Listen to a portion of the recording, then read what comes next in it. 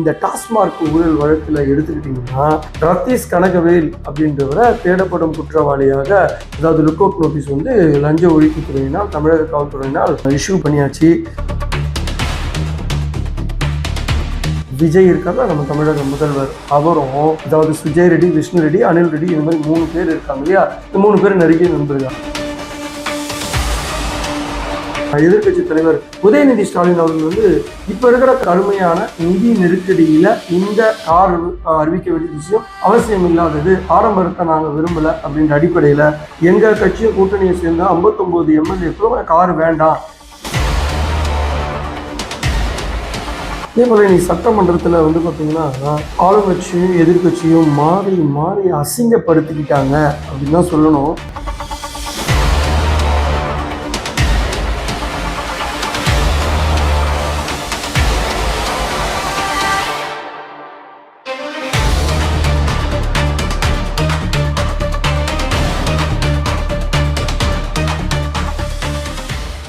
வணக்கம் HKS voice media நேயர்களே. இன்றைய அதிரடி அரசியல் பார்வையில் நான் உங்கள் HKS. இன்னைக்கு வந்து சில முக்கியமான விஷயங்களை உங்ககிட்ட ஷேர் பண்ணலான்னு வந்திருந்தேன். என்ன அப்படின்னா, தொடர்ந்து செந்தில் பாலாஜி அவர்கள் மீது 4 வழக்கு பதியப்பட்டிருக்கு. என்ன அப்படின்னா, டாஸ்மார்க்ல ஊழல் வழக்கு, அதாவது டாஸ்மார்க்ல கொள்முதல்ல ஊழல் வழக்கு. அதே போல நம்ம மின்சாரத்துறையில வந்தோம்னா வயர் செமிகண்டக்டர் கொள்முதல் பண்ணதுல வழக்கு, ஊழல் வழக்கு, டிரான்ஸ்ஃபார்மர் கொள்முதல் பண்ணதுல ஊழல் வழக்கு, குதிரை பேரில் ஊழல் வழக்கு, இப்படி 4 கேஸ்ல செந்தில் பாலாஜியை போட்டு அட்டாக் பண்ணி செந்தில் பாலாஜியை கார்னர் இருக்கிறாங்க இல்லையா. அதுல குறிப்பா இந்த டாஸ்மார்க் ஊழல் வழக்குல எடுத்துக்கிட்டீங்கன்னா ரத்தீஷ் கனகவேல் அப்படின்றவரை தேடப்படும் குற்றவாளியாக அதாவது லுக் அவுட் நோட்டீஸ் வந்து லஞ்ச ஒழிப்புத்துறையினால் தமிழக காவல்துறையினால் இஷ்யூ பண்ணியாச்சு. சரி, யார் இந்த ரத்தீஷ் கனகவேல் அப்படின்னா, கடந்த ஆட்சி காலத்துல வந்து கூலோச்சியவர், அதாவது திமுகவோட நெருங்கிய வட்டாரத்துல இருந்தவர் அப்படின்னு சொல்லப்படுது. ஸோ அமலாக்கத்துறை வந்து பாத்தீங்கன்னா இவர் ரத்தீஷ் கனகவேல் மேலேயும் விஷாகன் மேனேஜிங் டைரக்டரா இருந்தாரு டாஸ்மார்க்ல, IAS ஆஃபீஸர், இவர் மேலேயும் வந்து வழக்கு பதிந்து இருந்தது இல்லையா.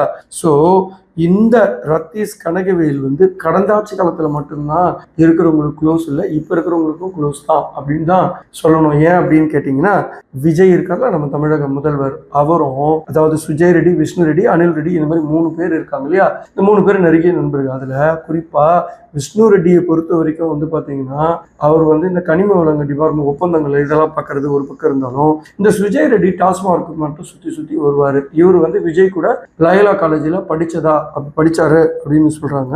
இந்த சுஜய் ரெட்டி 2021 இருந்து 2024 வரைக்கும் ரித்தீஷ் கூட நெருங்கிய வட்டாரத்துல இருந்தாரு. அதே போல திமுகவோட மேல்மட்டம் அந்த ஃபேமிலியோட ரொம்ப க்ளோஸா இருந்தாரு அப்படின்னு சொல்லப்படுது.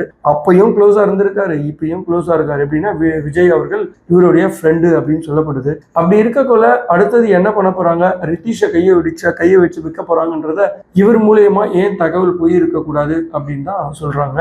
ஏன் அப்படின்னா, சுஜய் ரெட்டியும் ரித்தீஷும் நெருங்கிய கூட்டாளிகள். அவங்க இதுல நிறைய தொழிலெல்லாம் வந்து பார்ட்னர்ஷிப்ல பண்றாங்க. இவர் கடந்த ஆட்சி காலத்துல அவருக்கு இவர் ஹெல்ப் பண்ணாரு, இப்ப இவர் வந்து அவருக்கு ஹெல்ப் பண்றாரு. அந்த கண்ணோட்டத்துல தான் இப்ப நம்ம இங்க பார்க்கணும். சரி, இப்போ இந்த சுஜய் அவர்கள் வந்து பாத்தீங்கன்னா நிறைய வந்து கம்பெனிஸுக்கெல்லாம் வந்து பங்குதாரரா இருக்காரு. ஸோ அதுவும் பெரும்பாலும் வந்து பாத்தீங்கன்னா இவர் கிட்டத்தட்ட ஒரு 7-8 கம்பெனி நடத்துறாரு, அதுல பங்குதாரரா இருக்காரு. ஸோ அப்படி இருக்கக்குள்ள கடந்த வாரத்துல வந்து பாத்தீங்கன்னா ஒரு பெரிய பூகம்பமே வந்துச்சு. என்ன அப்படின்னா, என்ரிகா என்டர்பிரைசஸ் பிரைவேட் லிமிடெட் அப்படின்ற கம்பெனியோட 11 மது பாட்டில்களை வந்து தடை செய்யறோம் அப்படின்னு சொல்லி FSSA 5C இன்ஸ்பெக்ட் பண்ணி அந்த பர்டிகுலராக அவங்க தயார் பண்ணுற அந்த 11 வகையான மது பாட்டிலையும் வந்து பார்த்தீங்கன்னா natural, identical and critical flavouring substance இருந்தது அப்படின்னு சொல்கிறாங்க. அதாவது இயற்கைக்கு மாறான கலரு அண்டு போதையை அதிகப்படுத்துகிற ஒரு பொருள் அதில் ஆட் ஆகியிருக்கு அப்படின்ற அடிப்படையில் அந்த என்ரிகா என்ற அந்த கம்பெனியை தயார் பண்ணுற 11 வகையான மது பாட்டிலை பேன் பண்ணாங்க.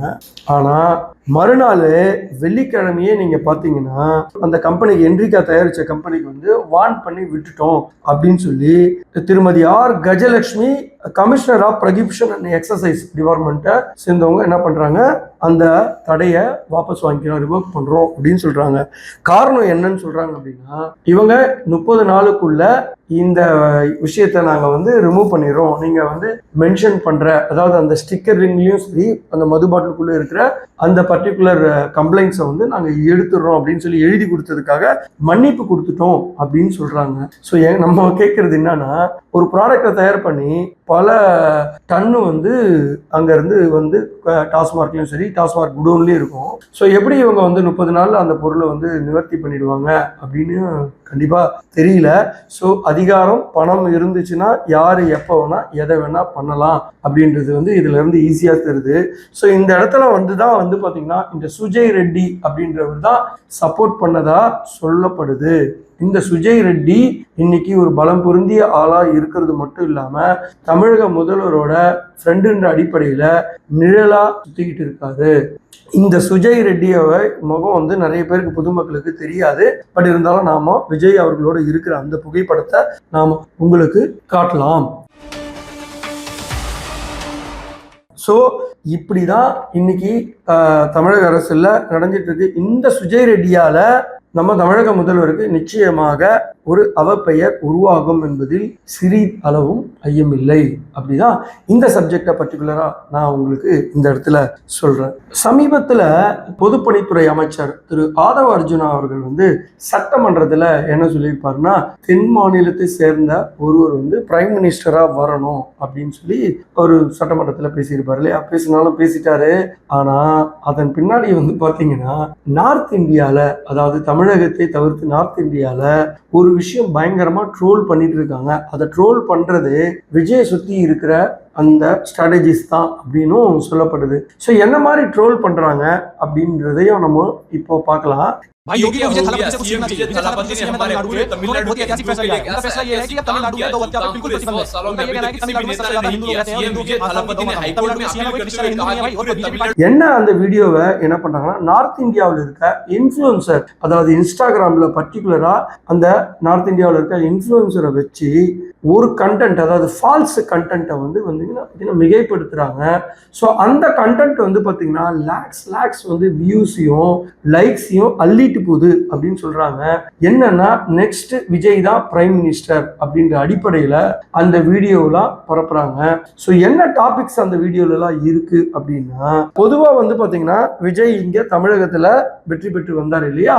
ஸோ வந்ததுல அவர் வந்து இந்த தமிழ்நாட்டுல சில விஷயங்கள்லாம் சொல்லியிருக்காரு. என்ன அப்படின்னா, யாரெல்லாம் பெண்களுக்கு அதாவது பாலியல் வன்கொடுமை செய்கிறார்களோ அது 8 வயசுல இருந்து 18 வயசா இருந்தாலும் சரி, அவ இந்து, கிறிஸ்டியன், முஸ்லிம் எந்த மதத்தனவராக இருந்தாலும் சரி, அவ எந்த ஸ்டேட்டை சேர்ந்தவன், பீகார், யூபி, டெல்லி யாரா இருந்தாலும் சரி, அவனுக்கு ஜெயில் தண்டனை கிடையாது, அவனை சுட்டணும் அப்படின்னு ஒரு உத்தரவு போட்டதா ஒரு பயங்கரமா வைரல் ஆக்குறாங்க. ஸோ இது ஒரு வித சப்ஜெக்ட். இன்னொரு சப்ஜெக்ட் என்ன அப்படின்னா, பசுமாடு இருக்குல்ல, இந்த பசுமாடு நார்த் இந்தியாவிலும் சரி நம்ம ஊர்லயுமே சரி தெய்வமா நாம நம்ம ஸ்டேட்லயும் செயல்படுறோம். அப்பேற்பட்ட அந்த பசுமாடை நாம வந்து இங்க வந்து விஜய் அவர்கள் உத்தரவு போட்டாங்க வெட்டக்கூடாது அப்படின்னு சொல்லி ஹைகோர்ட்ல போயிட்டு அவர் அப்பீல் பண்ண மாதிரி ஒரு விஷயத்தையும் பிரபகண்டா படுத்துறாங்க.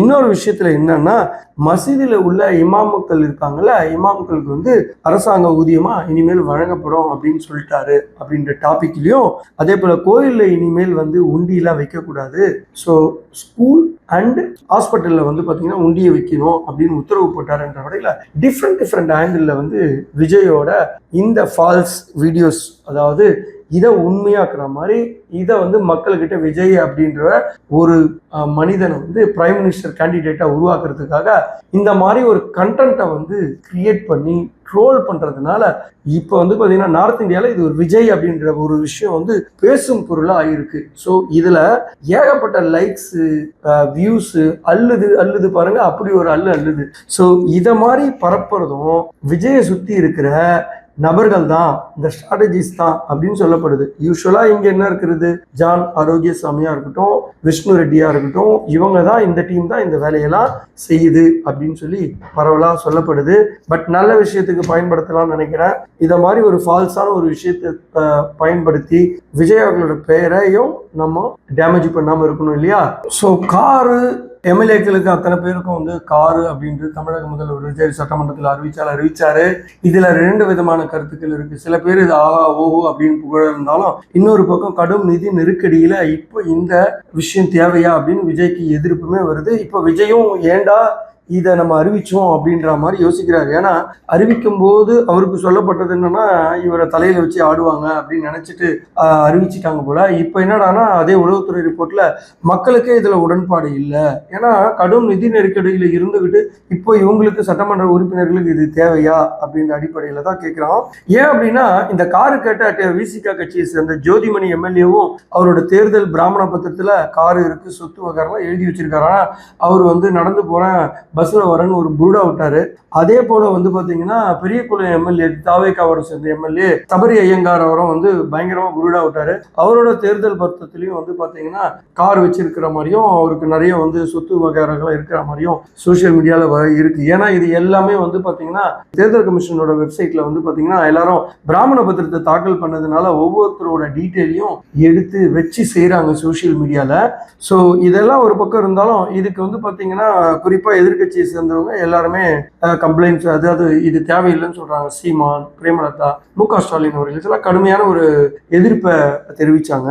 இதுக்கிடையில இன்னைக்கு சட்டசபையில வந்து பாத்தீங்கன்னா எதிர்கட்சி தலைவர் உதயநிதி ஸ்டாலின் அவர்கள் வந்து இப்ப இருக்கிற கடுமையான நிதி நெருக்கடியில இந்த கார் அறிவிக்க வேண்டிய விஷயம் அவசியம் இல்லாதது, ஆடம்பரத்தை நாங்க விரும்பல அப்படின்ற அடிப்படையில எங்க கட்சியும் கூட்டணியை சேர்ந்த 59 எம்எல்ஏக்களும் கார் வேண்டாம் அப்படின்னு சொல்லி தெரிவிச்சிட்டாரு. ஸோ அதில் தான் வந்து பார்த்தீங்கன்னா ஒரு கான்ட்ரவர்சி வந்துச்சு. அப்போ ஆதவ அர்ஜுனா அவர்கள் எழுந்து என்ன சொல்றாரு அப்படின்னா, பொதுப்பணித்துறை அமைச்சர் அவர் என்ன சொல்றாருன்னா, எதிர்கட்சி தலைவர் அவர்கள் வந்து இதை ஒரு ஆடம்பரம் அப்படின்ற அடிப்படையில இதை மிகைப்படுத்தணும் என்ற கண்ணோட்டத்துல பேசுறாரு. இப்போ உதாரணத்துக்கு எதிர்கட்சி தலைவர் வந்து பாத்தீங்கன்னா அரசு பங்களால தான் இருக்காரு. அவருக்கான 2-3 பங்களா இருக்கு அப்படின்னு எனக்கு அறியப்படுது அப்படின்னு சொல்லிட்டு மாண்புமிகு எதிர்கட்சி தலைவர்கிட்ட 2-3 வீடு இருக்கு.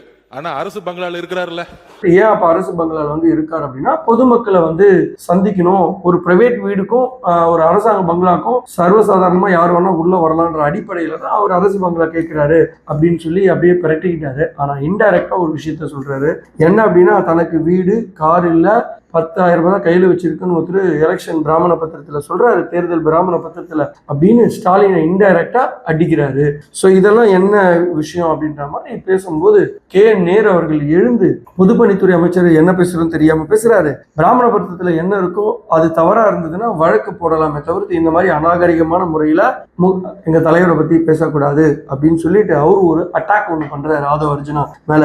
என்ன அப்படின்னா, நீங்க இருக்கிறது சொந்த வீடு, ஆனா நீங்க அரசாங்கம் கொடுக்குற வாடகை வேணாம் விட்டுறீங்க, அரசாங்க வாடகை வாங்கிட்டு தானே இருக்கீங்கன்னு சொல்லி ஆதவ அர்ஜுனா அவர்களை வீடு இல்ல வாடகையில இருக்குன்னு சொல்லி வாடகை எழுதி வாங்கிட்டு இருக்கீங்களே கையெழுத்து போட்டு, அதுக்கு என்ன பதில் சொல்றீங்கன்னு சொல்லும்போது ஆதவ அர்ஜுனாவும் கொஞ்சம் சைலண்டா ஆயிட்டாரு. ஸோ இதுல என்னன்னா, ஒருத்தரை தாக்கிக்கிட்டாலும் இதே எதிர்கட்சி தலைவர் இன்னைக்கு வந்து சிக்கனத்தை பத்தி பேசுறாரு. ஆனா கடந்த ஆட்சி காலத்துல உதயநிதி அவர்கள் வந்து பாத்தீங்கன்னா பீச் ரோட்டுல 2 நாள் வந்து கார் ரேஸ் நடத்தினார். கிட்டத்தட்ட 100 கோடி ஸ்பெண்ட் பண்ணாங்க. அப்போ மட்டும் எங்க போச்சு இந்த நிதி நெருக்கடி, இந்த ஆடம்பரம் அப்படின்னு மக்களே சிந்திங்க.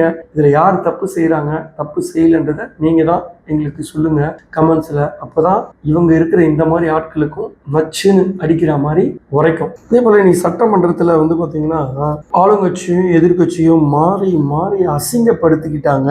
மாண்புமிகு நம்ம கரூர் கம்பெனி மன்னிக்கணும், கரூர் முன்னாள் சட்டமன்ற உறுப்பினர் சொன்னது நீக்கிட்டீங்களா? அவர் சொன்னது நீக்கிட்டீங்களா தலைவரே?